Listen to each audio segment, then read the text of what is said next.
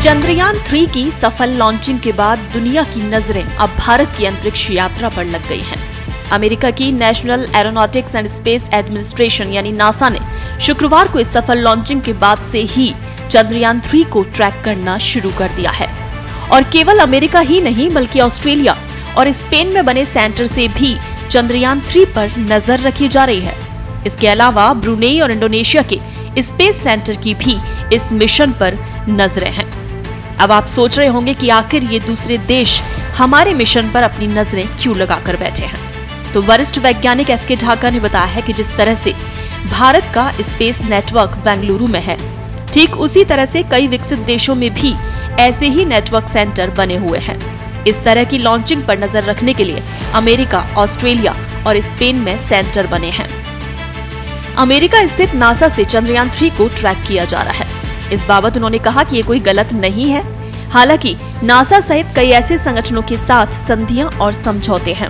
उन्हीं के तहत वो देश दूसरे राष्ट्र की लॉन्चिंग मिशन पर नजर रखते हैं।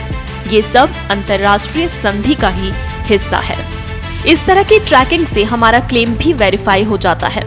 नासा सहित दूसरे स्पेस संगठन आपस में डाटा साझा करते हैं।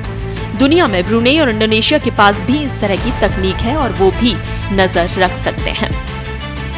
चंद्रयान 3 जो कि 23 अगस्त की शाम को लैंडिंग करेगा। अब केवल एक टास्क है कि हमें किसी भी तरह से चंद्रयान 3 की सॉफ्ट एवं सेफ लैंडिंग करानी है। वरिष्ठ वैज्ञानिक नरेंद्र भंडारी का कहना है कि इस बार मजबूत लैंडर बनाया गया है। रोबोट वही है जो चंद्रयान के दौरान इस्तेमाल हुआ था। चंद्रयान 1 से पता चला था कि चंद्रमा के कई हिस्सों पर बर्फ है, पानी है या गीलेपन की स्थिति है। तो पूरी उम्मीद है कि टेस्टेड इंजन के जरिए इस बार चंद्रयान 3 की सुरक्षित लैंडिंग होगी।